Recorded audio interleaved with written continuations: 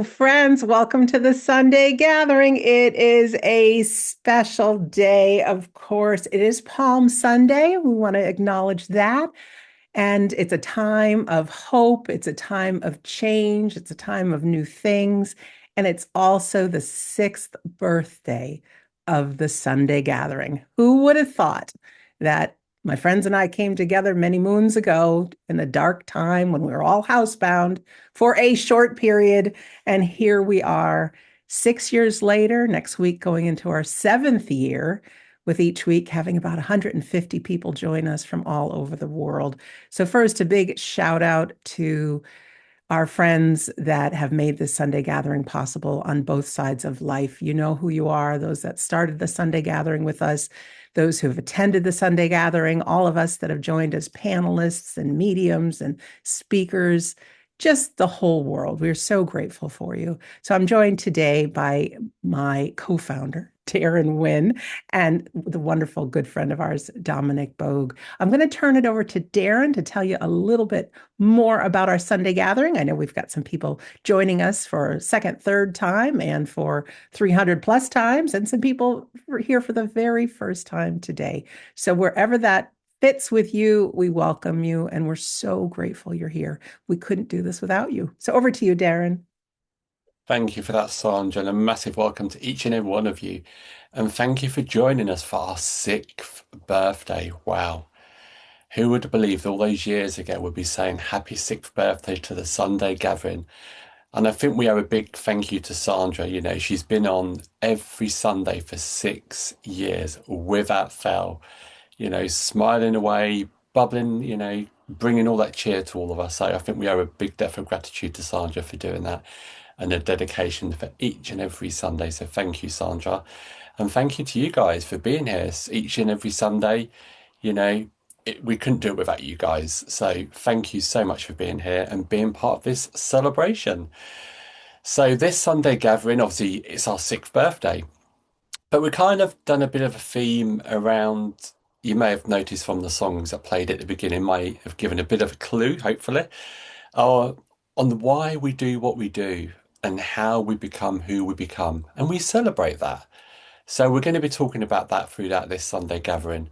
It's a little bit different to our normal one, but hey, we're all different, aren't we? Unique. But it's going to be different because we're not going to have a reading in this one. No, a reading, you say. So you have myself who'll be doing the chairing. We've kind of composed a theme and bits and pieces between us all. I've picked the music for this week, so I hope you enjoy it. After we do our opening prayer by myself, we'll be going into our healing segment with myself also. And all three of us will be contributing to our address today based around our theme, why we do what we do. Sandra, as always, we'll be doing all the behind the scenes thing, making things run flawlessly and seamlessly and smiling away, of course, as well as doing part of our address and part of the closing words at the end. And we have the Mr. Wonderful Dominic Boag, who's with us today, doing part of the address also, the demonstration of mediumship and our closing prayer. So, ladies and gents, I'm excited. I hope you're excited. So, let's get started. So, join me for today's opening prayer. To our dear friends, helpers, and loved ones of that world we call unseen, we come together here united today as friends, brothers, and sisters from across our lands, uniting here together as one, coming together for the joy and celebration of our sixth Sunday gathering, and also for the joy and celebration of uniting the two worlds together as one, once again under that banner of We Don't Die. And in coming together here today, we cast aside our own wants, our own needs, and our own desires, and our own daily lives, so we may truly come together as one, and each and every one of us play our part in whichever way we can in helping bring the two worlds together once again. And in coming together, we have no demands or no expectations, but just allow those from the unseen world to share their words, thoughts, and wisdom through the minds of our workers here today, allowing each and every one of us to absorb the joy, the healing, and the love to leave us in a better frame of mind. And in coming together here today, each and every one of us joins here as an equal and will be treated as so by us and those in the unseen world, allowing each and every one of us to immerse ourselves in that unconditional love and that healing balm, and truly immerse ourselves in the joy and celebration of the two worlds coming together as one, as we allow ourselves to fall back into the arms of eternity once again. And as we open up this Sunday gathering, we do so as always with positivity within our mind, love within our hearts, and smiles upon our faces, so we truly can create that perfect meeting ground in which the two worlds can come together as one. And we ask as always that that healing light continues to shine to all four corners of our world, to wherever it may be needed, to bring that joy, that love, and that smile to all those hearts and faces that may be in need on this day. So, without further ado, my friends, we welcome you here today. Amen. Okay, we're now going to go into our healing segment. And the song we've got today is a song you probably all know, but it's a different version. It's called It Must Have Been Love by the group Music Travel Love. And today, this song is filmed in a place called Seven Sisters, which is 20 minutes away from my house. And many see it as a very spiritual and serene place because you've got the silence, the wind, and the ocean all coming together as one, allowing you to feel connected in that special way, just like we do on the Sunday gathering.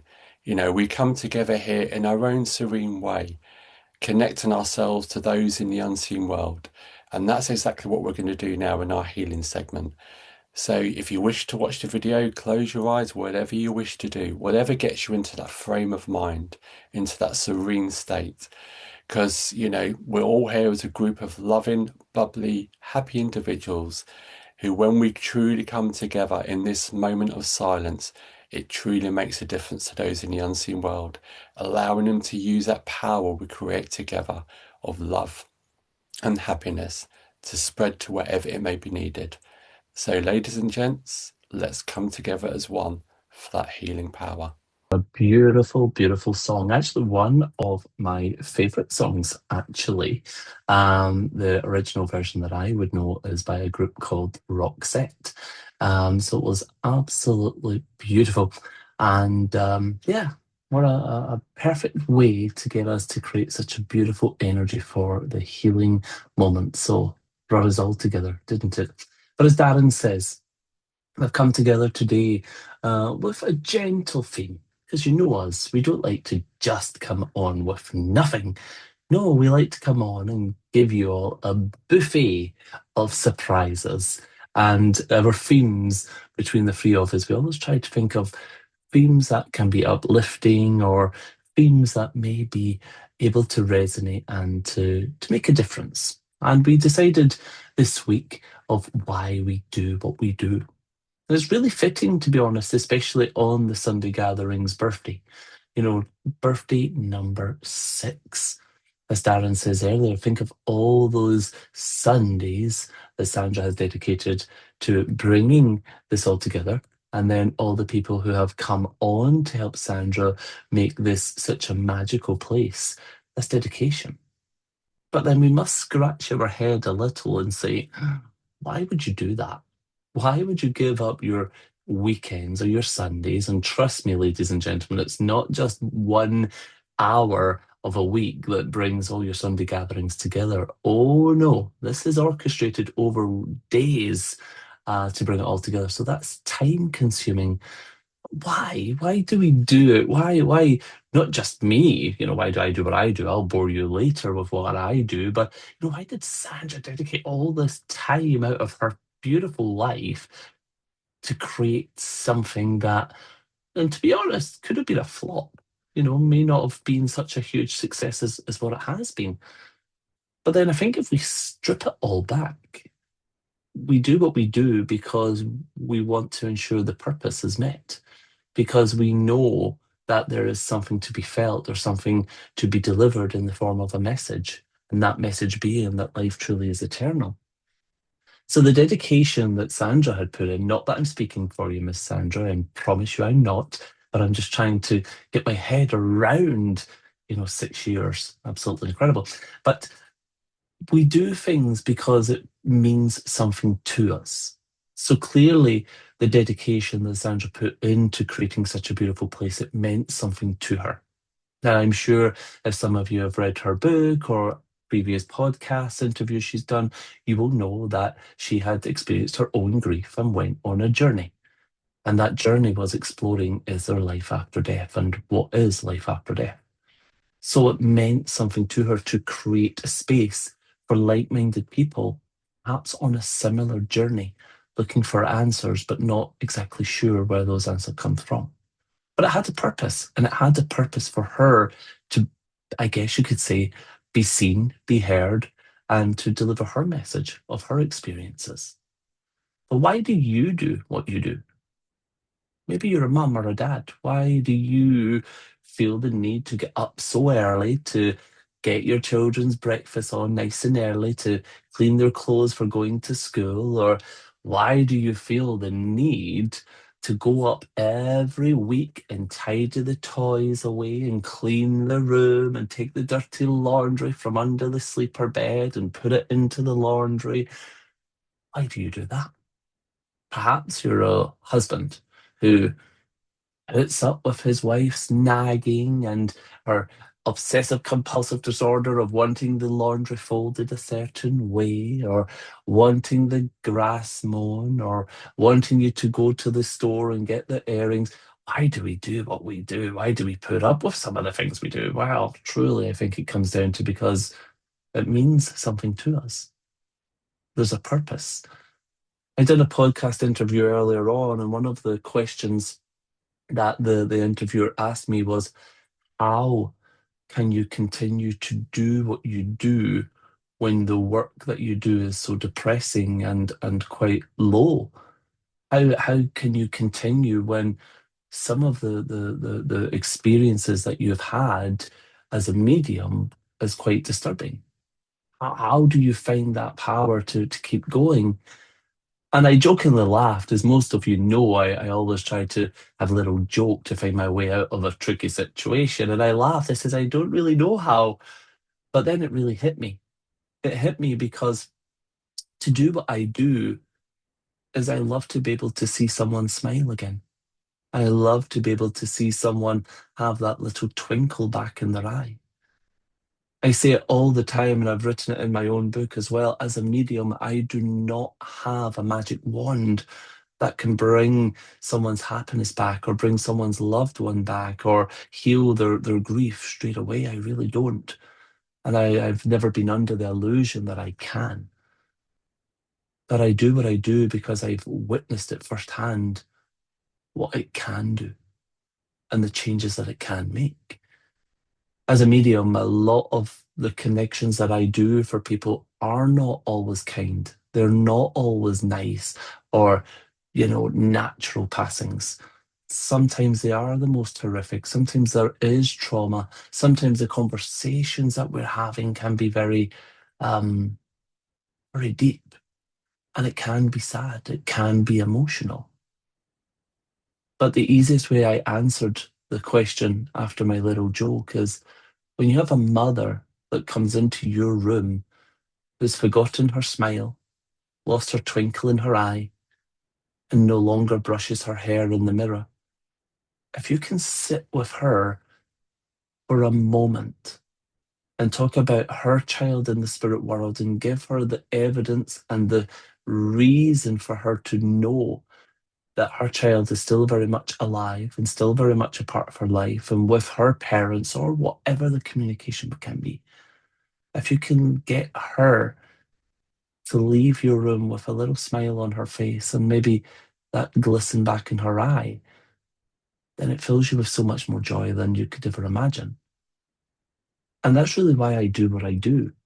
Yes, you could say, well, maybe we do the things we do for, like the music said, the fortune or the fame or, the limelight. But all that is an illusion. All of that can very quickly disappear. And someone once says to me, if you were to win the lottery, if you were to win the Powerball or the jackpot, would you give up doing what you're doing? He says, not in a million years. And they says, no, surely you would give up. I mean, why on earth would you want to travel all over the world, living out of a suitcase, missing your family holidays, your birthdays, all the special times with your family and friends? Why would you want to continue doing all of that for, such a, a an easy way of life? So it's because then I wouldn't be making the same difference as what we're making now. And, some people don't really get it. They really don't get it. They really don't get what a medium and a client really have in that moment. I say all the time, and I'm sure you've heard it before, maybe with Sandra or our friend Scott or anyone, on this gathering. It's a sacred space. And I don't speak with fancy words or fancy terminologies. What you get from Dominic is boring old Dominic, but it is a sacred space. But for me, it's a space that is so sacred that can be life changing. And if I had all the millions in the world, if I had fancy yachts that I could sail around the Caribbean, not worrying about the price of gasoline or oil, or not worried about where I have to go next for my next meeting, I'm pretty sure I'd eventually get bored. I know. Dominic saying that he would get bored traveling the Caribbean. Please do not let that be heard to my family, please. However, there's then a point of my purpose that gets lost. Because, yes, I'm giving myself happiness and joy, but then they're just material. They're just material things. Luxury, luxury. We all wish we could all have luxury, don't we? But if we scrape the luxury away and take away all the fanciness, we have to then figure out, is there anything in life that's not materialistic that actually makes me feel happy and joy? And to be honest, probably not. So my mediumship, my work that I do as a medium, that is where I've got the $1 million feeling. That's where I've got the feeling of luxury. Because I've got an opportunity to help. I've got an opportunity to be able to sit with someone and say, I feel your grief, I see your loss, but let's go on a journey together and let me show you a different reality. And it's never 100% perfect. That is one thing I will preach to my last breath in this physical world. My mediumship will never be perfect. But I got to a place of it never will be perfect. It's not supposed to be perfect. Why? Because Dominic isn't perfect. And those in the spirit world that I'm communicating with, they're certainly not perfect either. And the person sitting in front of me, whether it's on a screen or in person, even they're not perfect. It's never a perfect situation. But we can at least try to move into a more perfect place in our heart. And like I said, when you can see someone, and I hate to say that I meet people who are broken. I really do hate that. But I've been broken as well. Grief is an absolute terrorist in our hearts. It really is. And I've heard our dear friend Scott always say, grief doesn't care how rich or how poor you are. And it's very true. And if you know grief, then you've known true love. And that's very important. But when grief hits us, there is a part of us that becomes broken. And as a medium, that's something that we're faced with all the time. But if you can sit with someone and be able to give them different reasons for listening to you about their loved ones, if you can show them through your ability as a medium to say, hey, your husband is still here. He knows that you painted the clock a luminous pink. Why on earth would you paint your clock a luminous pink? I don't know, but he's telling me you did. Surely that's going to then put a smile on someone's face. Surely that's going to help a mother or a wife or a best friend get a little bit more of a spring in their step. And it may lead them to people like us here just now on the gathering. That then may lead them falling into Sandra's purpose of creating such a wonderful space. That they will then be able to continue their healing and their exploration of life after death, that they may then lead on to sharing stories or experiences with others as well. So there's a cycle there that goes on. So, yes, it may sound crazy to always be packing up and off I go again on my next crazy adventure, or another delayed flight, or another uncomfortable bus journey, or another hotel room where maybe the bed just isn't quite as comfortable as home. But it doesn't matter. What truly matters is the good work that's going to be done. And that good work, I can only hope, gets done when I show up. And if I show up, I trust that then the spirit world will show up. But it's like you. Maybe some of your doctors or nurses or EMTs. Why do you do that? Why do you try so hard to save someone else's life?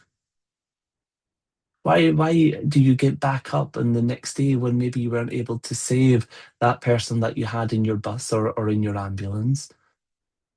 Well, because you know that maybe the next time you are more equipped or have a better opportunity, or maybe you start to look at things differently. Look at firemen, for example. Sounds crazy, but we run out of the fire and the smoke and the flames, and they run towards it. There's something to be admired in that. But why are they putting their life on risk to save strangers, to save others? Because they know them showing up and running towards the danger could perhaps make a purpose, or make a difference, and that's their purpose, to try and make a difference. We could go on, couldn't we, really, of why we do what we do, but I really do believe it comes down to a place of, if it brings you happiness, if it brings you a sense of joy or gratification, then of course it's worth doing. I have a very dear medium friend who, before he became a well-known medium, he was a barber. And he told me a story one time when he had no ounce of money. He had no money whatsoever. He had no book deals. He had nothing. But what he used to do was take a lot of pleasure in going into town and giving free haircuts to the homeless. And people used to say to him, why are you doing that when you could go and use your gift and try and make money and earn a good living? He says, I can do that anytime. But no one's there cutting their hair to make them at least feel a bit dignified. And there's something to be said in that, because, you could have had a complete different life, but he still chose to go and help someone who didn't actually know him, or he didn't know them. But through love and through his heart, he wanted to do that. And I'm sure there's many of you yourself. Maybe there's that brother or sister, or even brother and sister in law, maybe even a mother in law, I don't know, from hell, that maybe you just don't seem to get on with very well. But when it comes to birthdays or parties or family gatherings, you grin it, you speak kindly. Oh, it's so nice to see, what a beautiful dress you've got on. It brings out your eyes. Oh, yes, I'll catch up with you later. Yeah, tell her. Oh, God, she does my head in. But you be kind in that moment.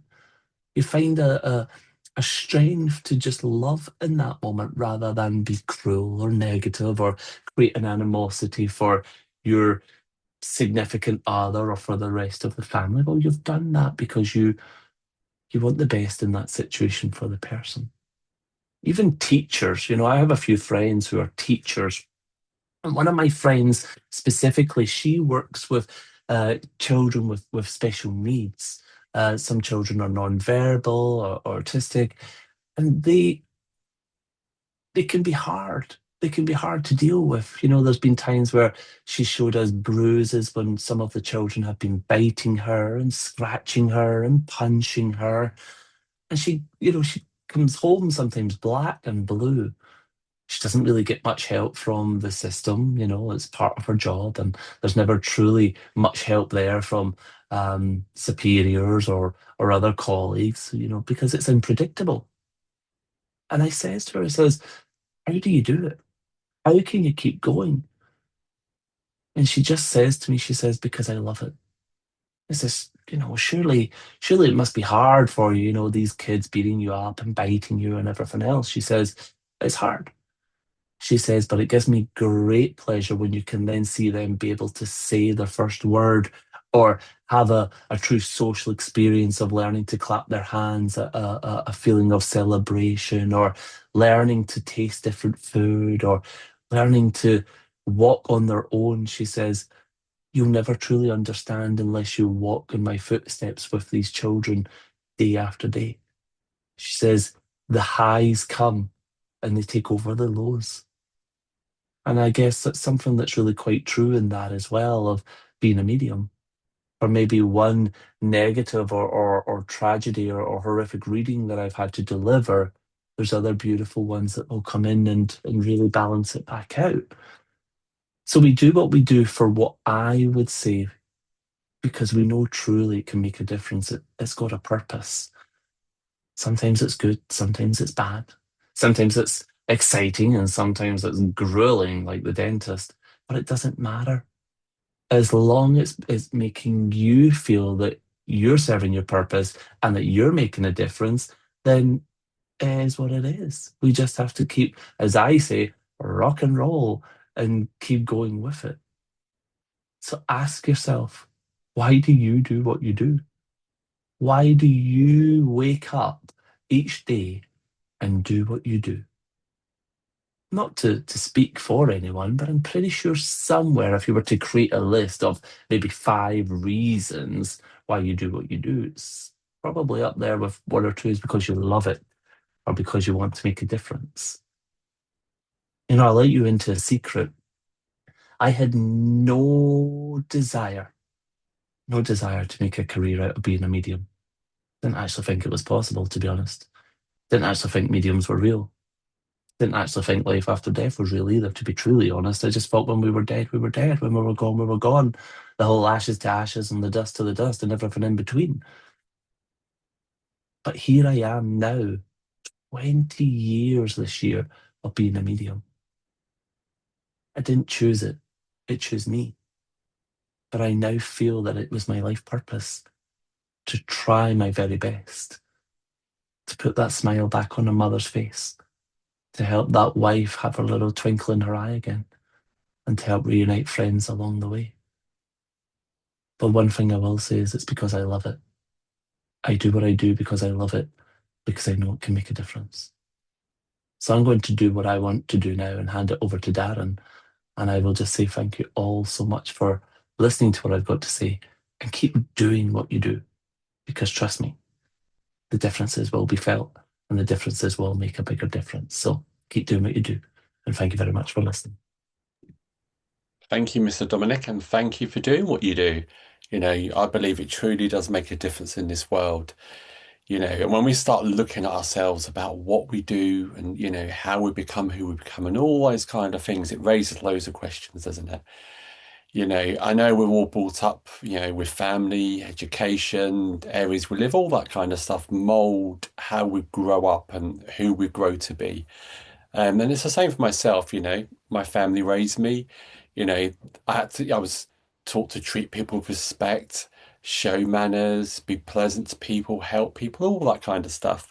So hopefully that's the way I kind of grew up, to be that sort of person. But when you become involved in spiritualism, it changes you again. For myself personally, I was a little bit like Mr. Dominic. I believed when you died, that was it, that was the end, you were gone, you were done. Um, but I became involved in spiritualism, I think it was 2004 when I met Mr. Scott Milligan. Um, and I was introduced to a different form of spiritualism. I was introduced, you probably heard, if you've had all of Sandra's podcast, you'll probably hear my story back there. I had my eyes opened to physical mediumship from day one. I wasn't introduced to a church or anything, or a circle or anything like that. It was straight into physical mediumship. I won't go into too much detail of what it is, but basically you're sat in a dark room and the spirit world can actually materialize and manifest. You can speak direct to the spirit world.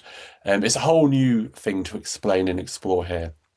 But that was my first introduction to spiritualism, so to speak. And I'm a big skeptic. I question everything. I'm not one of these people that will sit and believe and accept everything. I question it in a good way. I don't do it in a negative way. But, over the years, I sat in circle, since 2004. And then I had the honor and the privilege to travel around with Scott, running the circles, because obviously he's, as far as we're aware, he's there, but he's not there. I'm running the circles and making sure everyone's behaving how they should and doing what they should so we can get the best for everyone within that room, but also get the best for the spirit world. And this happened over 20 odd years. Um, and I thoroughly enjoyed it. The things I saw in those 20 plus years in that seance room, wow, what the spirit world can do is just unimaginable. The magic they can create, what they can do. And a lot of people are wowed by that. Wow, they're moving a trumpet. Wow, they're moving a table. Wow, they're doing this, doing that. That in itself is absolutely fantastic, 100%. But for me, what made it more special was the individual's interaction with their loved ones, having that communication from their loved ones. A different way to how Dominic would do it. But wow, that was to me, that meant more than the rest of it. The rest of it was great. The rest was fantastic. But for someone to have that personal communication with their loved one, and sometimes there may be a bit of background story given to, how the person passed, and some of it would be horrific. But when you have that person at the end come up and say thank you, and I always said, I don't know why you're thanking me. It's not me I'm just a person here. You know, it's, but when you have someone like that, they've gone into that room not very happy, they're going through grief, you get that. But when they come out with that smile on their face, sometimes skipping out that room, or tears of happiness, not sadness, to me, that makes a difference. And I think that's why I've done it for so long. And I know over the years, people come and ask me questions at the end, because Scott would send Scott off to get himself a cup of tea and a chocolate biscuit and recover. And I'd be left with the group, taking questions, answers, all that kind of stuff. And I know over the years, people say to me, what have you ever got out of it? Who's ever come through for you? Who's ever spoke to you? And I said, from loved ones, never. But that's what I'm not there for that. I'm not there for my loved ones to come and speak to me. Don't get me wrong, it'd be amazing. But that's not what I'm there for. That's not my goal. My goal is to help facilitate and help other people's loved ones come through. And they're like, but why? Why don't you want your loved ones to come through? And I said, because I'm here for everyone, not just me. I'm here to facilitate it for everyone. And if I can, like Dominic said, if I can make one person happy, I'm happy. You know, I've had my proof over the years with different mediums and what have you. So I know there's another world. I know my family's there. And I know my family's well and happy over there. I'm happy with that. I don't need any more than that. And when I've had, in seances, we've had apports come through, gifts have come from the other world for loved ones and all these kind of things. And people say to me, what apport have you ever got? Well, none. But do you know what? I'm happy with that. I'm content with that. As long as I can bring that smile to someone that's in the depth of grief or someone that's going through that moment of despair, doesn't know what to do, And we have, the same as Dominic, same as Sandra, we get all kinds of stories, horror stories, that you can't even imagine how people are living their daily lives after they've gone through what they've gone through. But when you're able in some way to contribute, because I was running the circles and the groups, but it wasn't me doing it. But when you're able to contribute in some way, some small way, to making that person live their daily lives once again, bringing that smile and bringing that joy and bringing that comfort to know that their loved one's still there. That to me is the biggest thing we can do. And I say to people, that's why I do it. I've done it for over 20 years. And like Dominic said, some of the places we've had to stay, I remember once, as Dominic was saying that, there was one time we were slept on bean bags on the floor. And we've slept on mattresses on floors. We've done all sorts of things to allow people the opportunity, to know that there is another world, know that the loved ones are still there, and try and bring that smile and that joy to people in need just once again. And if you can just, out of a big group of people, just make one person's life that little bit easier, then not that we've done our job, it's the wrong way to say, but we've made a difference, I'd say. We brought joy, we brought happiness.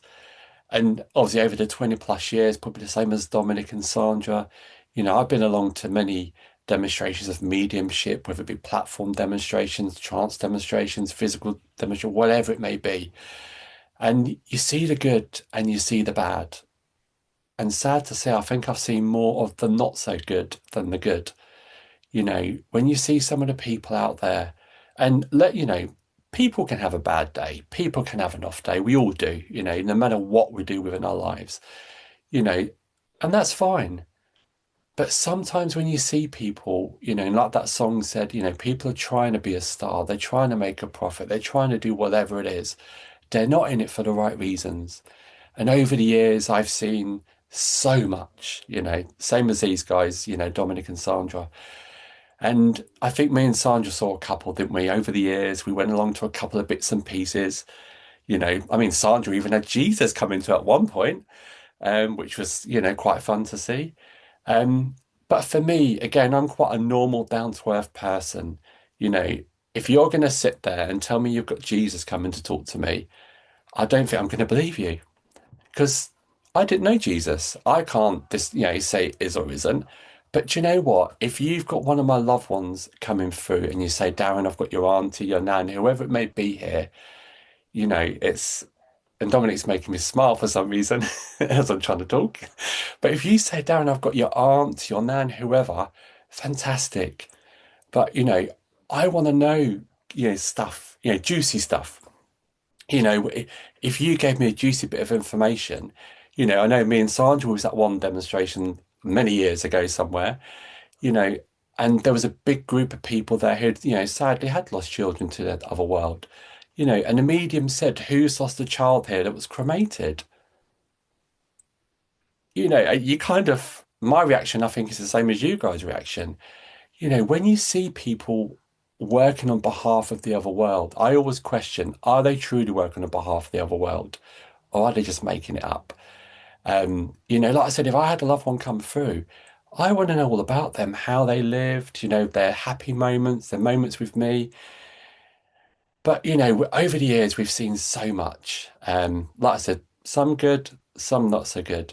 So I know me and Sandra got into a conversation and we were saying, do you know, wouldn't it be great to have a place where we could do something similar to like have like a Sunday gathering where we can have people with integrity, people who are being themselves, people who are being true and authentic. Wouldn't it be amazing to have this and to not be dictated to, you go to some organizations, clubs, groups, whatever it may be, and they tell you how you've got to say something, how you've got to behave, how you've got to dress, how you've got to look. And we said, wouldn't it be nice to have a bit? You have to have respect, absolutely.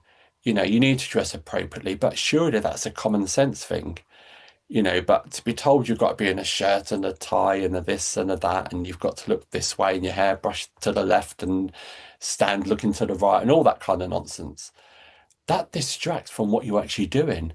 And I've seen it in organizations when you watch them, they're more focused on how they need to behave, on what they need to say and how they need to say it, than actually communicating with the person that's communicating with them.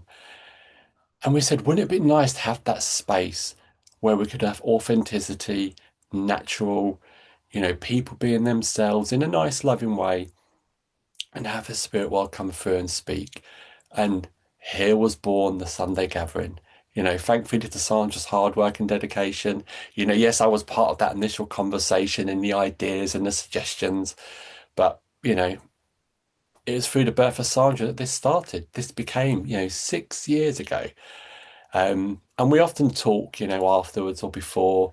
And there's a lot of work goes into the Sunday gathering each and every week, what music we're going to pick, what theme we're going to pick, who's going to do what.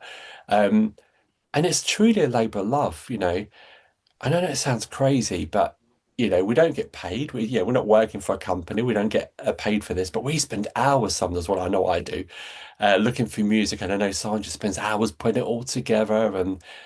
But you know what? When it's all put together, we have smiles on our faces. We feel, wow, this is, going to be amazing. This is going to be good. Hopefully people enjoy it. Hopefully people get something out of it. And then afterwards, once the Sunday gathering finishes, and we'll message each other and kind of give our feedback and opinions and views to each other of how we felt it went. And the one thing we all say, we hope it's made a difference. We truly hope it's made a difference. Whether it's made somebody smile, cheered somebody up, made put someone in a positive frame of mind, whatever it's done in whatever way, shape, or form. This one question we all come out with at the end of it. And do you know what? From the bottom of our heart, I truly hope it does make a difference. And I know when I've been to conferences and courses and all sorts, obviously we can't see you guys. So we have people coming up to us, we've never seen before physically, and they'll come up and say, "Oh, we recognize you from the Sunday gathering. You're taller than we thought," or, whatever it may be. But then they say, "Thank you. Thank you for doing what you do." I know Sandra's had it, I know Dominic's had it. And that means the world, because it means whatever we're doing is hopefully helping in a positive way in some way. So, yeah, why do we do what we do? For me personally, I see myself more, Dominic's a medium. He gives all his information and he's explained his story. With myself, I see myself more as a facilitator between the two worlds, you guys and the unseen world. And you know what?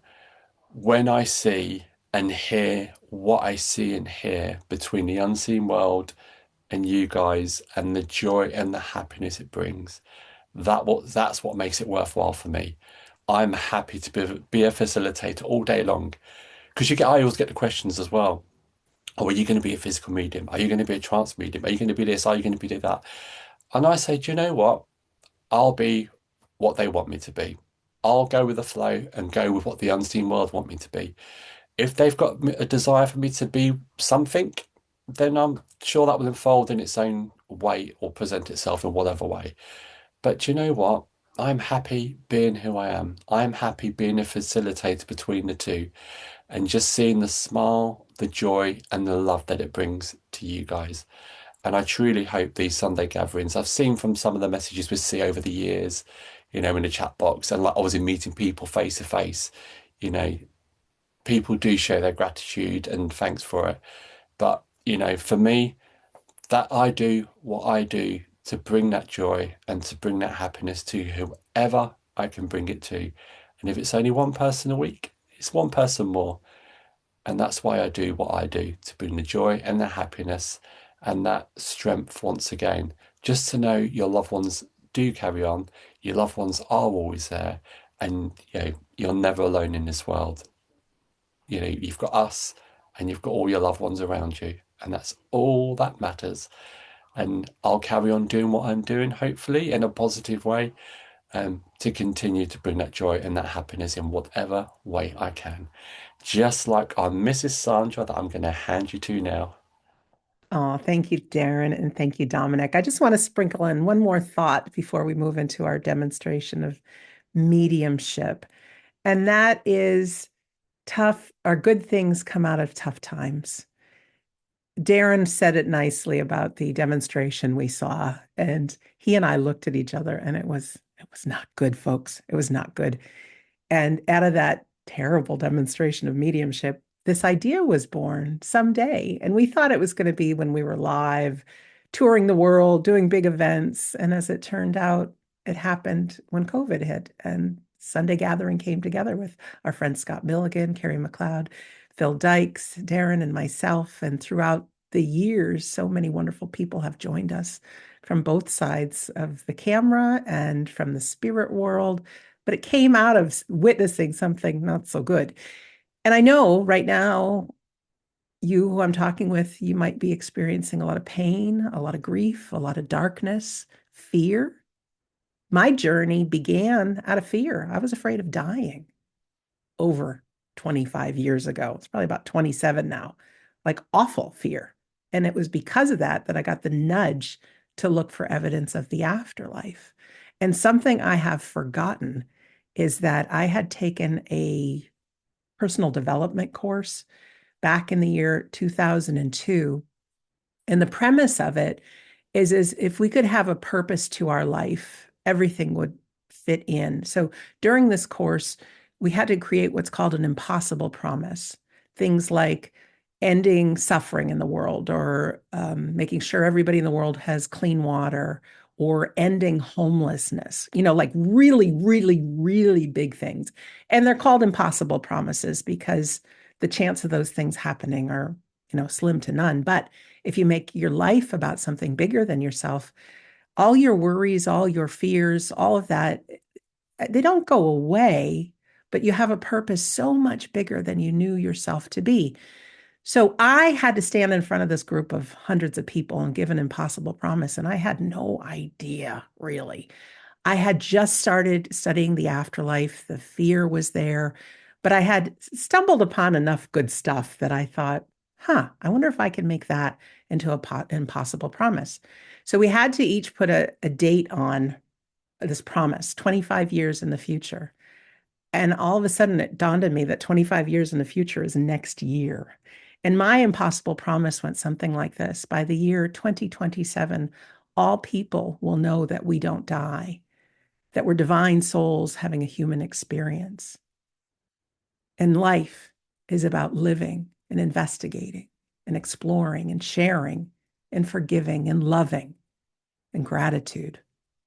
So I threw that out there, wrote it in a notebook, forgot about it. But apparently, the spirit world didn't forget about it. So be careful what you wish for, and be careful what you declare, because my life continued with that passion of investigating the afterlife.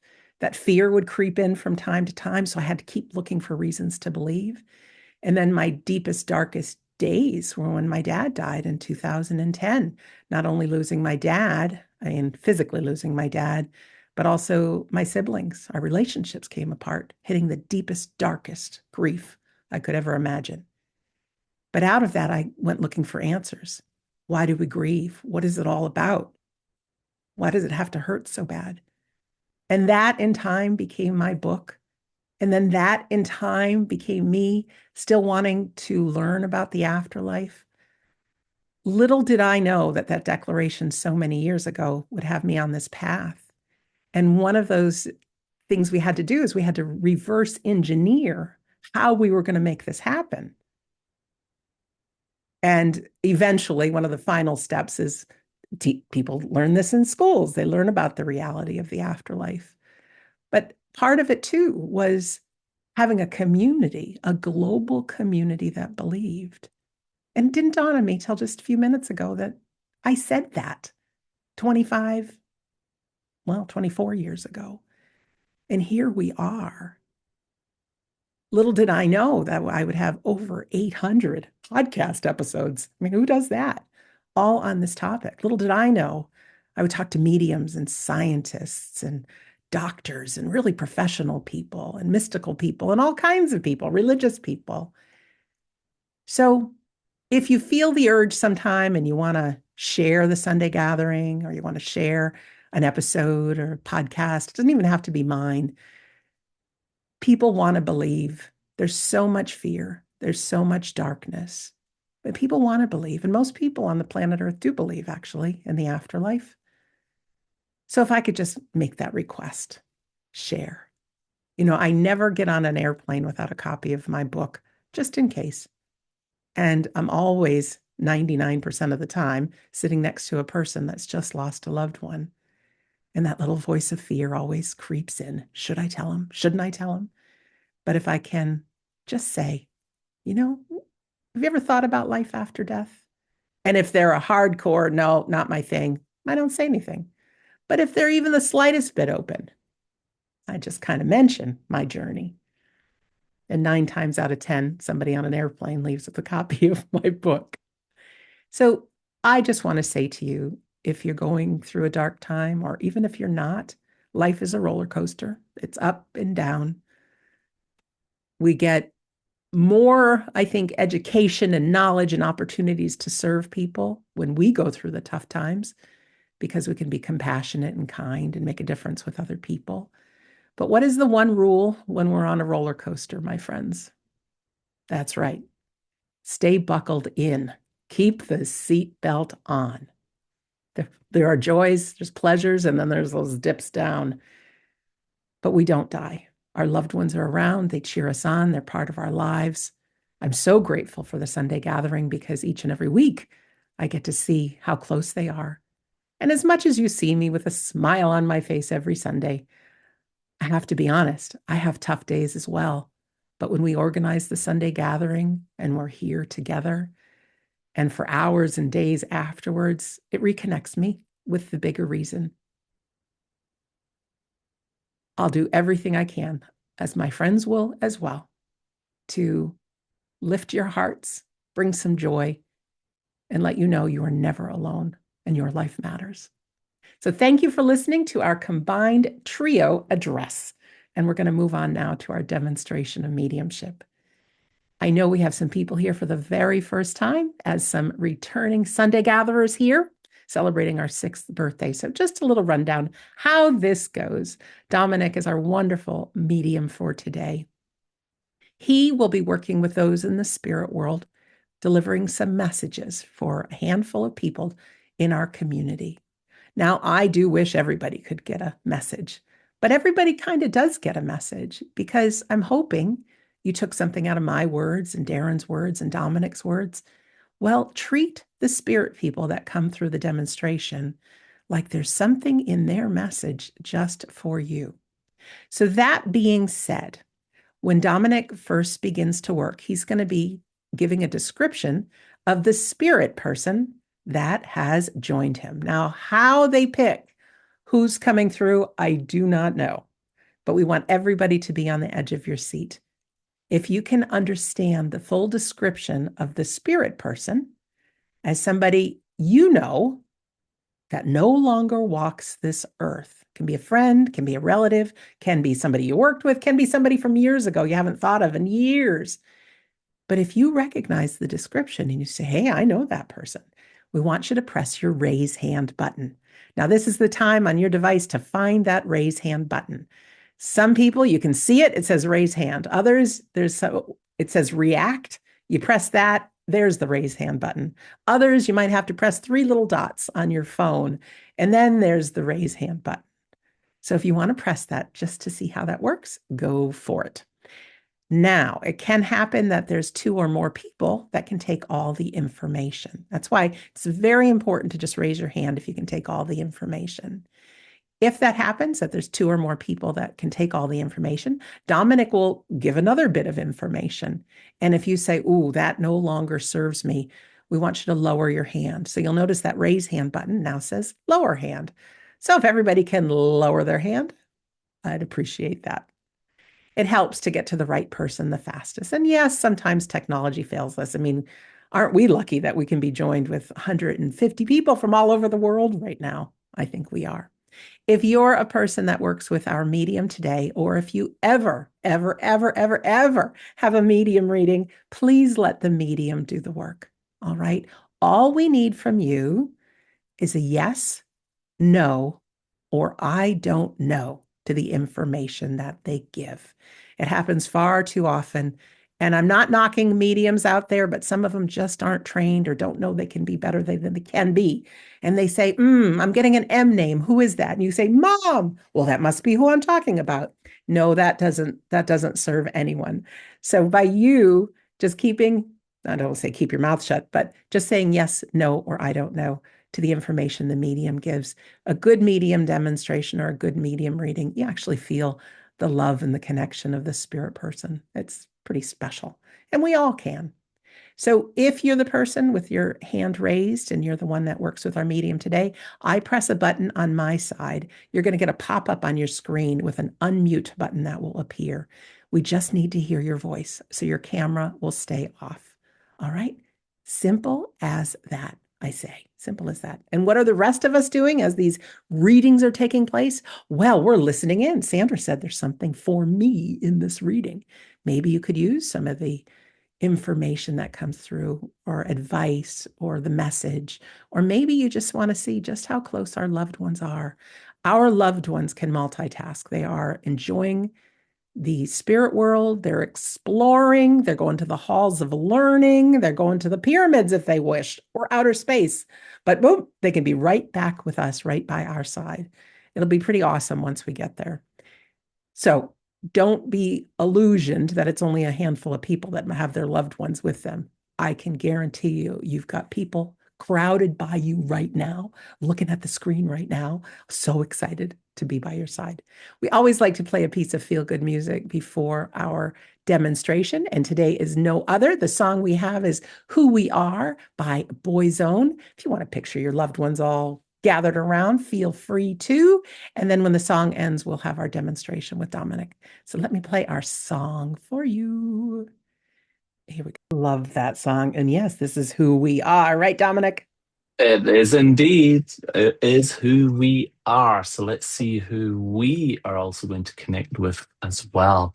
As I'm becoming aware of the spirit world, I am very much aware of a beautiful lady that steps forward here just now. And I know as she connects here with me, there was restrictions of her daughter getting to be with her before she passed to the spirit world. So I feel this could be connected with the pandemic, with COVID. I know the mum goes into hospital, okay, but I know there's a feeling of you not being able to see her before she passes to the spirit world. I know there is something to do with either Alzheimer's or a slight dementia that started to affect mum. Okay, because she makes me feel that in hospital, not fully present or not fully aware. But I know there's this feeling of my daughter wasn't able to come to be with me before I passed to the spirit world. There's unrest. That's the feeling I get here. Okay. Thank you very much. If you understand that information, go ahead and press your raise hand button, please. Dominic, we have three lovely ladies with their hands raised. Perfect. I feel like I want to talk about my daughter. One of you would have cared for mum. You would have been her primary caregiver. And I know that there's a call for an ambulance or for paramedics to come and take mum. So something's happened that's caused us to then need to ask for help. And that's where I feel she's then taken to hospital. Thank you very much. Oh, we have Kelly with her hand raised. Hands were going up and down. Kelly, if you can find that unmute button and press it for us, please. Hi, Kelly. Hi, I'm here. Hi. Thank you for Hi, Can you sweetie. hear me? Yes. We can indeed. We can indeed. Thank you. So you understand why I get the impression of the caring for mum at home and then Yes. yes, perfect.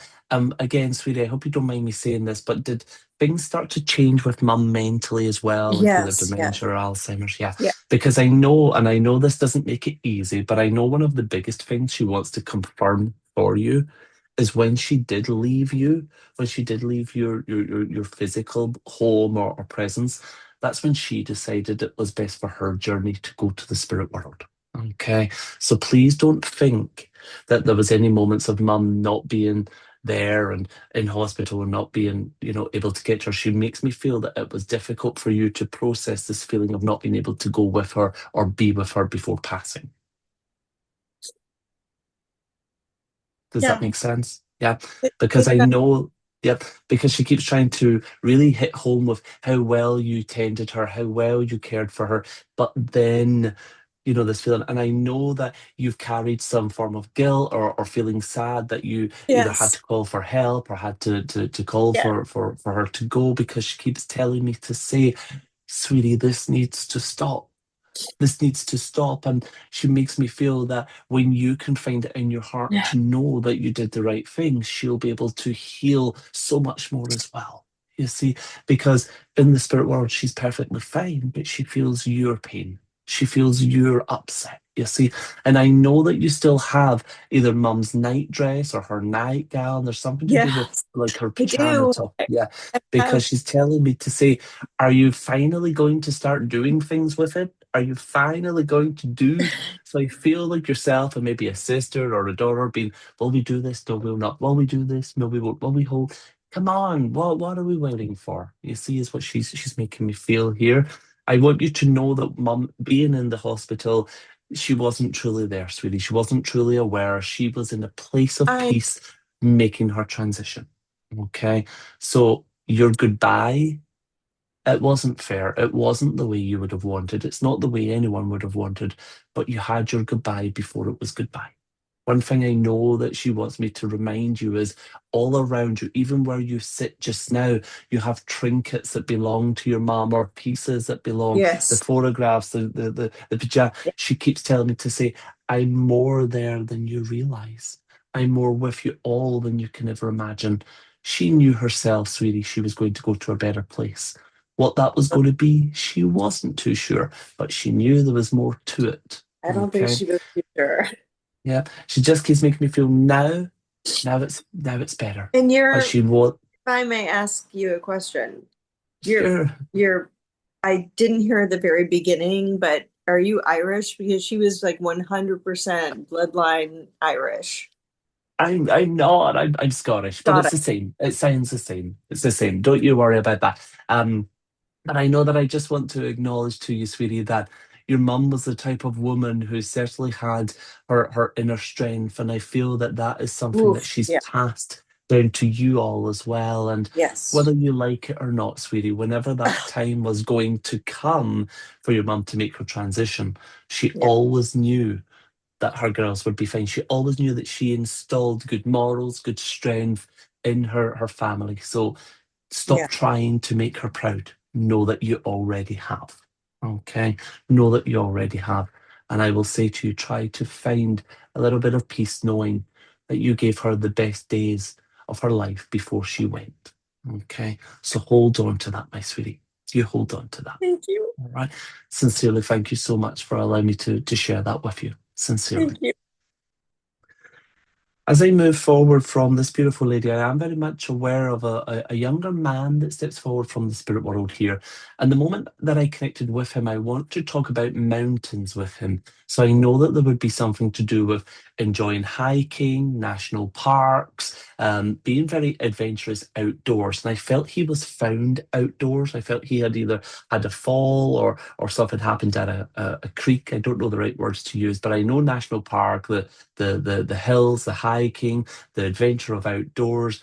I felt he had passed away through an accident outdoors because I feel there was something to do with rescue efforts or a search and rescue. I feel like people were trying to find out where he was, is certainly what I need to say here. Not too sure what I'm getting, but I wanted to talk about a namesake, and I don't know if there would be names that would be initials, like, for example, JJ or JR, but I felt like I wanted to do like a name in some association with a double barrel, JJ, AJ, RJ, something like this is what he makes me feel here. Thank you very much. If you can understand this information, raise your hand. And Dominic, we have two ladies with their hands raised. Perfect. I just want to double check if this would be someone's brother or fiance, but I feel like I should be something like this as in connecting here. All right, ladies, if it's not brother, fiance, someone real close, lower your hand.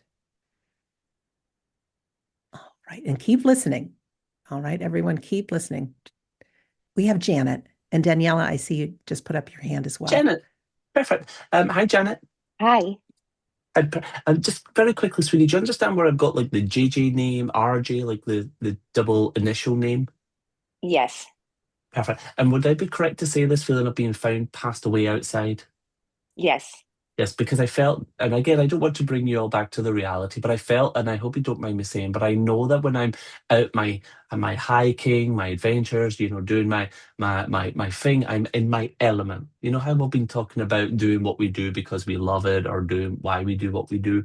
That's what he makes me feel. So I know that in some ways he had a zest for adventure. Would that be true?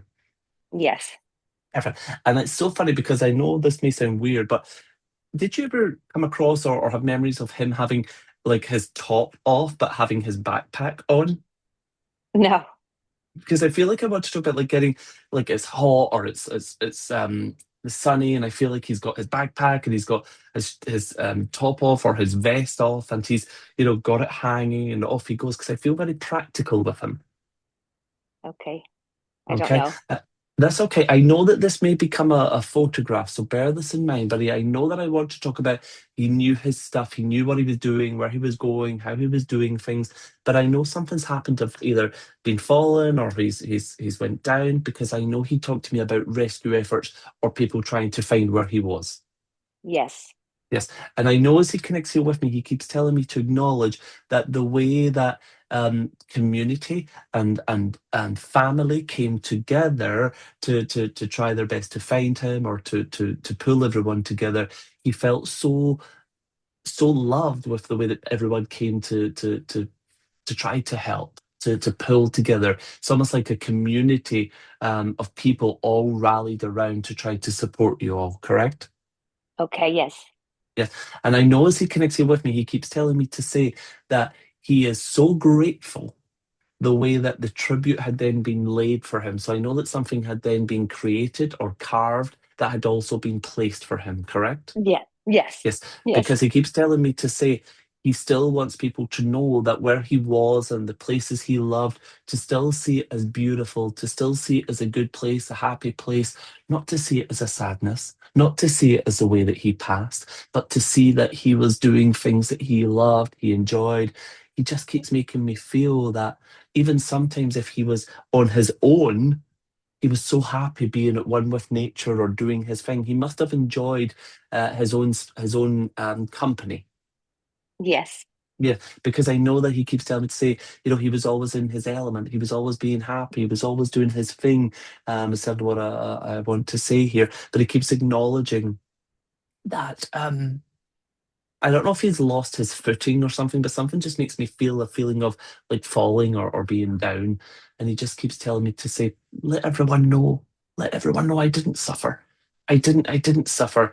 And I know that this period of trying to find him it wasn't an easy process. It wasn't an easy period because again, he keeps telling me to say they didn't just give up. So this wasn't something that just happened over a few minutes or over an hour, correct? Yes.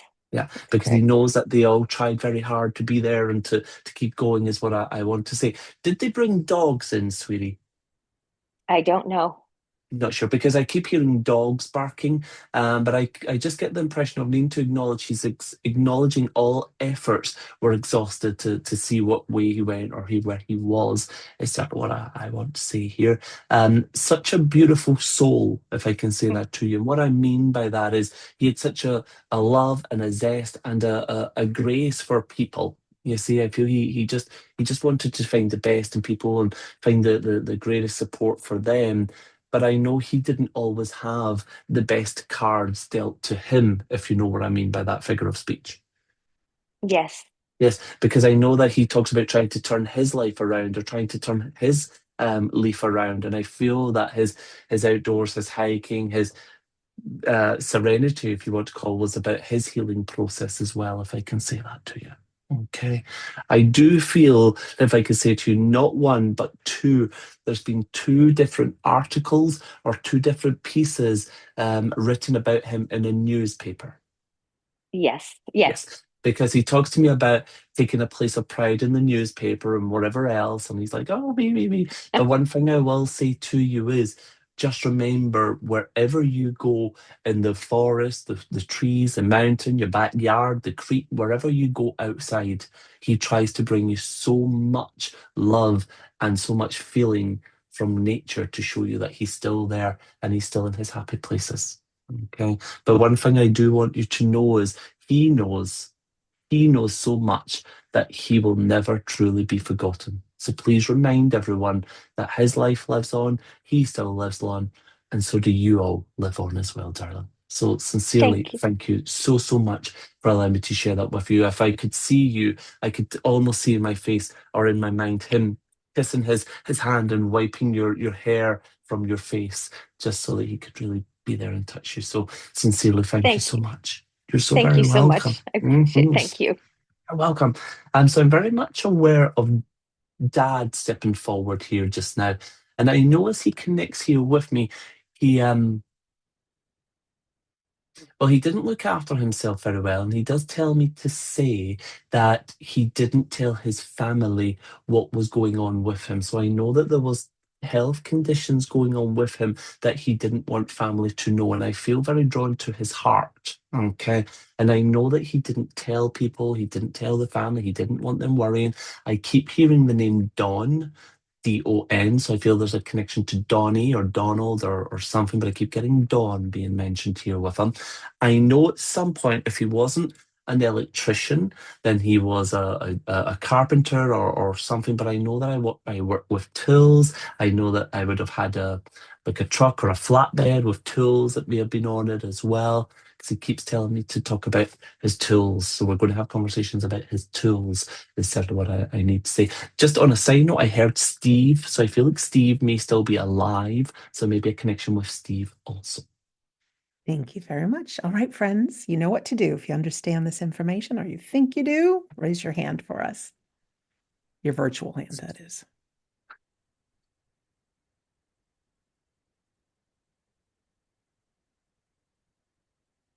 No hands up just yet, Dominic.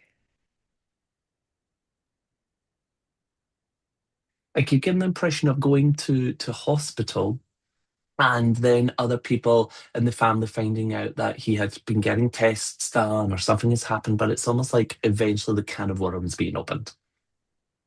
Thank you. We have Santu with her hand raised. Hello, Santu. Hi. I can Hi, Santi. take. Hi, Dominic. I can take everything except the names. I don't Okay, recognize so the you, names, but you other don't get the the Don or the Donald, Donnie, and you don't get or Steve. the Steve. Yeah, no, neither of those names. No, but everything else is resonating. Okay, I'm going to tap out. I'm going to be stubborn. I'm going to be like a little dog with a bone, sweetie. But let me just Okay, see if anyone else, because my sure. names I always try to be specific with, sweetie. Okay, but let me just check if anyone else can understand the Donnie or the Donald and with the Steve. We have Cindy and Emily with their hands raised. Let's go to Cindy. Hi, Cindy. Hi, I can understand Dawn, Perfect. not Steve. Okay, let me hold that for a second. Do you understand this connection with your dad with the heart? Oh, yes. Yeah, Hmm. perfect. Yes. What about being like an electrician or like a carpenter? Did he have the tools? He had tools, um, jack of all trades, yes. Oh, like jack of all trades. Okay, give me 1 second. And you understand this feeling of the not telling people what was going on or not discussing his health Yes, until it yes, was too late. Okay, yes, I can. it feels right. But let me just pause for a second. Sandra, Sure did thing. you invite someone else on as well? Emily, if you could press your unmute button. Hi, Emily. Hi, Sandra. Hi, Dominic. Hey, Emily, if you just very quickly, sweetie, if you could just tell me what you quickly understand, and just first and foremost, do you understand Steve? I do not understand Steve, but I do understand Don. Okay, and you understand that is your father, Yes. and you understand the heart and the electrician or the tools. Heart, yes. Tools, yes. Electrician, no. But I mean, not as a profession, I should say. That's okay. That's okay. Let me just feel where I'm going with this and see where I'm going. Would either of your dads be mid-age, so like maybe in his mid 60s when he passed? Um, Not 60s for me. Not 60s. And what about Cindy? Uh, no, but He that's when feels his young. That's the condition impression I get. He started. feels Yeah, okay. That's that, when his conditions start. yeah. Okay, Emily, if I can just ask, just for you to sit silent for me, just for a moment. Let me just feel if this feels right with Cindy. I'm still not convinced with the Stevie or Steve, but we'll get into that in a moment. So, Cindy, if I can just work with you for a Hmm. second, because it does come closer when I connect with you. I know I had to talk about feeling young. Okay, so Yes. I know this wasn't a condition that you would see crippling a man or degrading with age. I felt very much young and very Hmm. able, but I know that Yes, he also takes responsibility for not necessarily always looking after his physical.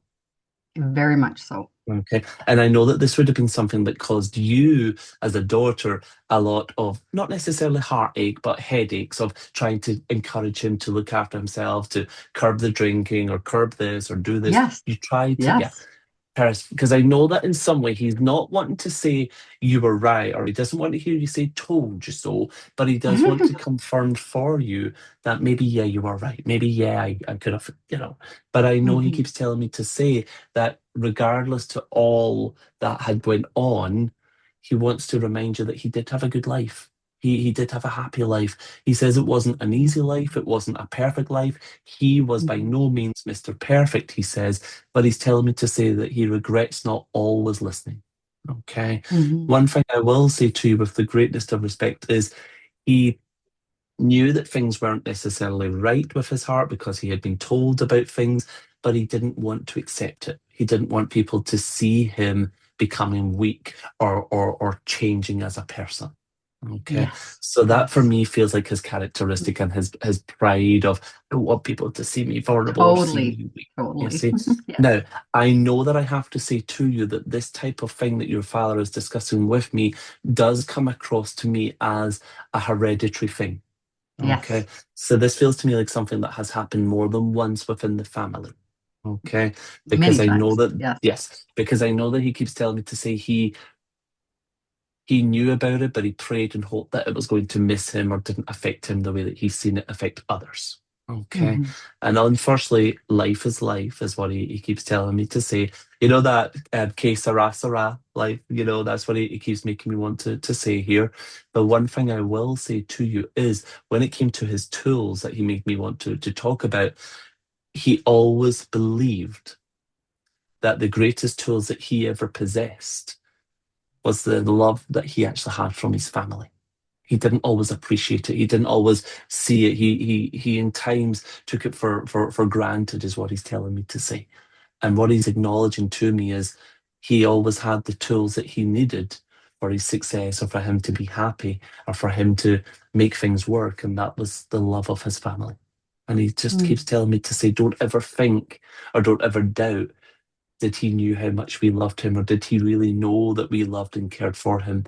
Absolutely, he did. Absolutely, he did. But I know in some way people may have gained from his tools or came and taken pieces of his tools or Yeah. parts of his tools because he's telling me to say, now his love is in the tools. So whoever gets to use the tools or have the tools, they're still being Mhm. used as well, is certainly what I need to say. Mhm. Thank Just you. very quickly, sweetie, did you or your father ever have, this is going to sound crazy, but I have to go with it. Did you ever have a dog that lost its leg? Uh, a calf. Okay, because I need to talk about take this how you would, but I need to talk about the three-legged wonky, whatever you want to call it. But I need Okay. to talk about now in the spirit world, I've gained another limb or I've gained my leg back. Okay, but I needed to talk about the three-legged um animal or whatever you want to call it. Okay. But I know that he's the only way for him to again clarify things for you is for him to talk about this or to prove to you it's Uh-huh. him by explaining this to you as well, sweetie. Uh-huh. Okay. So you take what you can with that, but just know we went from 3 legs to now 4 again. So we're complete again. We're whole again. Is certainly what I want to say to you. So sincerely, thank you so much for allowing me to share this with you. Thank you. You're so very much. Thank you very much, Cindy. And thank you, Emily, for being there and being patient with that as well, sweetie. Um, see what else we've got. So I'm very that's interesting. I've got I've got two males coming forward here just now. Two males, and I almost feel they've been in a car accident. I feel they've been in an accident. I feel like they both have passed away. I feel like maybe one passed after, but I feel like maybe one on the scene and then the other goes to hospital and maybe passes shortly after. But it feels like two males coming forward here just now. Um, I keep getting the whole impression as well of coming back from somewhere. I almost feel like we're either coming back from college or we're coming back from somewhere. There's a feeling of coming back, almost like a road trip, but not necessarily a road trip, but we're coming back. Is the feeling that I keep getting here as well. Um, I keep getting a K initial. So I feel it's either like Kevin or Kyle or something like this K sounding name keeps coming up here as I connect. I almost feel I'm looking at like friend and cousin or something. So I don't know if I'll be connecting to cousins or something, but I know I'm not immediate family as a son or a brother. I'm just gently to the side is what I need to acknowledge here. And I know that one of my men or one of my boys would have been very athletic, so very much involved in soccer, hockey. There's something to do with almost like a could have been an athlete or had a scholarship or something, is what I want to say with the sport. Thank you very much. All right, friends, who does this information resonate with? Go ahead and press your raise hand button for us. I'm curious just to say this, but I wasn't sure if I heard Christian or Tristan, so I do need to say something like a name that sounds maybe like that as well. Kristen, Tristan. I don't know. No hands up just yet. Everybody's thinking, oh, Cindy and Anna just put up their hands. Let's see. Let's go to Anna. Cindy lowered her hand. Anna, hello. Hello. Hi. Hey, Anna, if you could just very quickly, sweetie, just tell me what you're understanding, sweetie. If you would just repeat the very beginning until the portion that he was coming back from somewhere. Just Yeah, to so I make felt I had two males I feel that had passed through an automobile accident. And I felt that they were coming back either from either a road trip or coming back from college or university. I feel they were coming back from somewhere. When this accident has occurred, I felt one passed on the scene, but one maybe have passed later at hospital. Okay, so I resonate with all you said afterwards. And with this portion, it is an automobile. And Yep. I resonate with one passing prior to hospital. And then all the rest afterwards, the K and being a relative, a nephew in particular. A nephew. Okay, I knew I wasn't immediate like a son or a brother. I felt there was a slight off, is sort of what I want to say. And what about like Kristen or Tristan? Any name sounding like a Tristan, Kristen name? Yes, though Tristan and Christian were also in the automobile. Perfect. Okay, sweet. I wasn't too sure how to pronounce it, so my apologies, but that's what I kept hearing, so I have to acknowledge this. I do get the impression of again wanting to talk about the celebration of life. So I know that there had been a huge celebration to celebrate the life that unfortunately had passed. I know that there is still multiple things that many different family members do to celebrate and to commemorate my life still here also. Okay, so I know that he's wanting to acknowledge that both sides of life, here and the spirit world, still celebrate. Is certainly what I want to say. And I know it's important for the family to hear that he also knows that he's not forgotten. Okay, so I do have to say this. The crazy thing that I keep seeing is a snow globe. So I wonder if you know if there's any like memorial snow globe or any snow globe that may be significant. But I kept seeing, a snow globe for Christmas. I am holding it right No, here, you are not. and it's here. If Sandra gave me the photo, it's right next to his picture and altar, Oh and my God. keeping it here. It's always Wow. yes, and what you said Okay. before, it's a big yes. Okay. As Perfect. a Perfect. celebration, and I'm I glad love it. he's Well, aware. oh, absolutely. Well, girl, you don't get any more aware of him telling me over here in Scotland what you're holding in your hand wherever you may be. So please take that as great comfort and confidence, knowing that he very much is clearly always around you and part of your life. So I just got chills and I need to compose myself because that just blew my mind there. But how amazing, and I'm sorry for doing this, but how amazing to see that such a tragic passing or such a horrific nightmare for you all as family, to see that it's not affected him or anyone involved. It's not affected them in any way. He's still very much alive like you and I. That he must have been very clever or a little bit of a show off when he was alive, because he's like, yeah, I know what I'm doing. I know what I'm doing.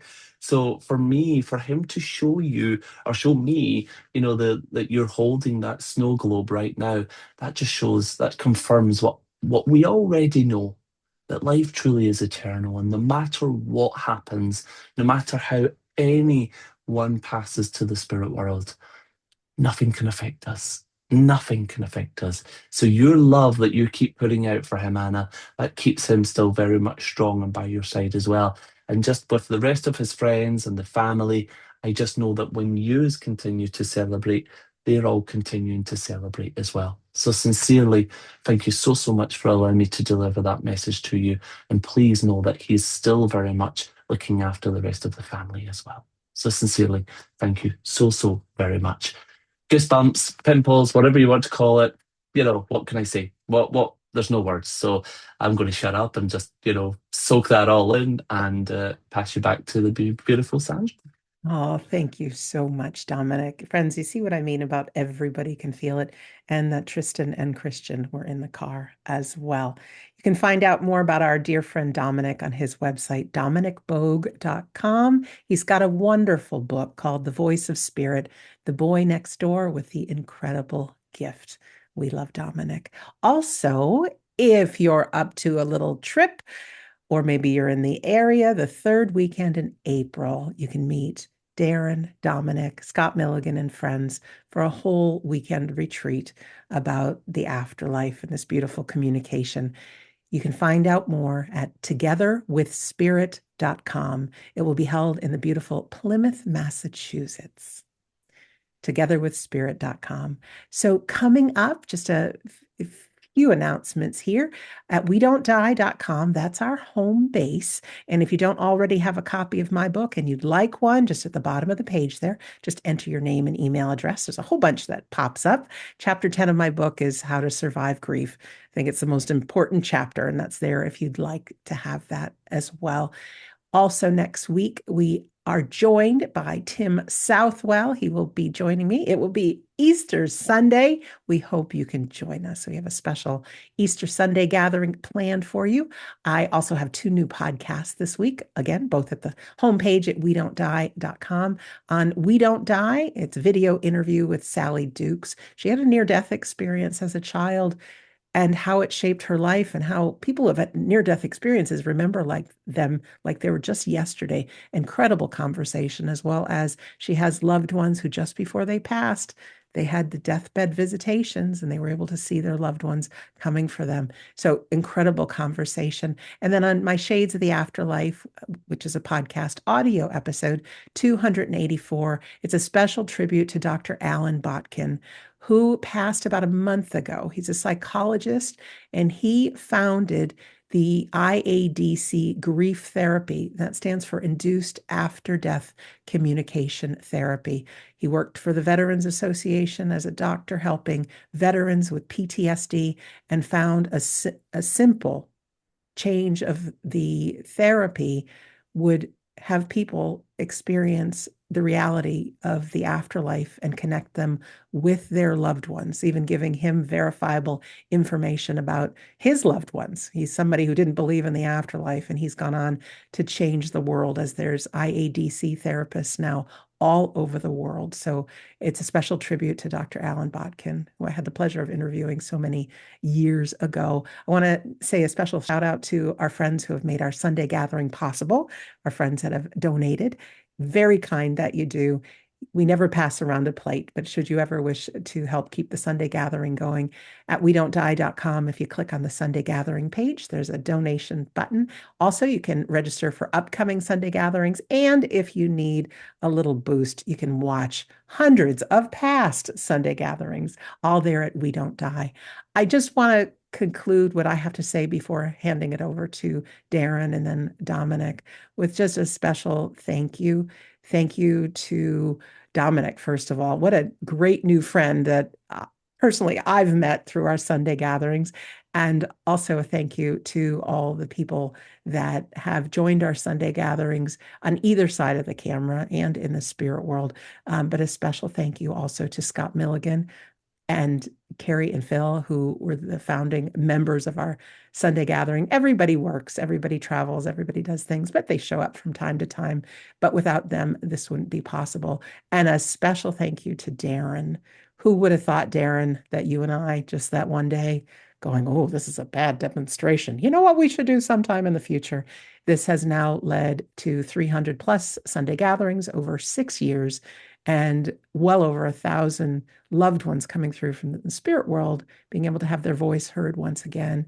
And to all of our friends joining us, the last request I have is I hope you come to the Sunday gathering for a little inspiration, a little hope, a little reminder that your life matters and that life after death is real. But if you can be a mini Sunday gathering to the people in your life, when you think about people that are in your life, who do you gravitate to? It's the ones that make you feel good, right? The people that are positive. I know we get caught up in the news. I know we get caught up in gossip and negativity. But if you can just tuck that in a closet for a little while and be the voice of positivity, whatever it is, humor, positivity, joy, be a good listener, be the Sunday gathering for people in your community. It'll make a difference. So I'm going to turn it over to my dear friend, Darren. Thank you for that, Sandra. And yes, 6 years ago, well, over 6 years ago, we were discussing this somewhere over a drink, I'm sure, saying what shocking things we'd seen and witnessed and been part of. But, we've created something special. And it's thanks to you, Sandra, for all the work and dedication you put in. You work on your podcast, you work on the Sunday gathering, you work on the classes, and it's not an easy task. I know, and I know you're up to all hours of the morning doing it. So it's thank you to you for being who you are and spreading the word of life is never ending, love is never ending. And I'm sure you'll continue for many years, to spread and share the word. And again, you do it all with a big smile on your face. So thank you for being you and doing what you do. And again, Dominic, thank you to you for being who you are and doing what you do and why you do it. I've seen you work time and time again, and each time I'm more and more in awe and wow, of what true mediumship can do, the dedication and the work you put. And, and when you see, I know I mentioned earlier, when you see true and authentic mediumship, you can't get any better when you see Dominic. He is who he is. You get what you get. There's no hidden agenda. There's no, ego. It's just he is who he is. And you see the true, genuine relationship between himself and the unseen world, like we all witnessed today. So thank you, Dominic, for doing that and, being who you are. And I know today on the Sunday gathering, we've spoken about, why we do what we do. And these are the kind of reasons we do what we do and, behave in the way we do. And I know Sandra touched on it earlier, we all come on here smiles and, bubbly and happy and that. But, there is days, we are down, we have stuff going on, like Sandra said earlier. But do you know what? For the camera, we come on and, the show must go on. We're smiling and bubbly and chirpy and what have you. But when we see your comments sometimes in the chat box, or when we meet you in person at an event or whatever it may be, and just to hear your words sometimes to us truly makes our day, our year, our life. When we're feeling really down and in the dumps, which has happened before, I know I have been, Dominic has been, Sandra has been. But you know what? Sometimes just to see you guys, and your interaction and your thoughts and your kindness, that truly makes it can change us. It can make us feel as special as hopefully we, make you guys feel. And it gives us that positivity, it gives us that encouragement, and it helps us out of that dark moment or that depressed moment. And I know I've had it before when I've met people I've never physically seen before in the event, and they come up and give you a big hug and thank you for this and thank you for that. That truly can, it can make it. It can make it for us. So yeah, I want to say from the bottom of my heart, thank you so much. And the last song I've chosen, to finish as related, Sandra will talk more about it. But I've chosen one of my favourite artists, Elvis Presley, and one of his all-time favourite songs, Viva Las Vegas. Because do you know what? This is a celebration here. This is a party. And what a party song to have, Viva Las Vegas. And do you know what? Thank you to you guys being here week in, week out and doing what you do and being who you are. I just wish I could say, right, guys, once this Sunday gathering's finished, let's jump in a car and down to Vegas we go and have a big old party. Because how wonderful would that be? The three amigos and all of you guys dancing in Vegas. Wow, I can imagine it now. A picture margarita and whatever else you fancy drinking. But yeah, no, thank you from the bottom of my heart. I could truly go and party after this. And I'll now hand you over to Dominic for our closing prayer. Perfect, Darren. Thank you so, so much. We've all had lots of thanks. We've all had lots of beautiful words talking about purposes and so forth. But let's all come together once more and give thanks to our friends and our family in the unseen world. Divine Spirit, Father God, we graciously thank you. We thank you for allowing us to come together in such a beautiful, warm, and loving community under that banner of We Don't Die. We thank each and every one of you who have come to help us grow from strength to strength, from weakness to weakness, but from love to love. May this continue, and may we continue to go from strength to strength for many more years to come. Help us continue to feel our purpose, be our purpose, and live in our purpose. But most importantly, let us shine the light in the darkness and continue to spread the good word that life truly is eternal and that there is no death. And all this we say in your name, which is unconditional love. Amen. Thank you so much, Dominic. And thank you, Darren. And friends, thank you. You know, without you showing up, we wouldn't have a Sunday gathering. So don't take for granted the part you play. So as we conclude, yes, the celebration song, Viva Las Vegas, let's go out and let's just celebrate who we are. It's a tough road. And remember, tough times can bring some great things that follow. So let's play our closing song as we close out 6 years and we go into our 7th. Crazy, but wonderful.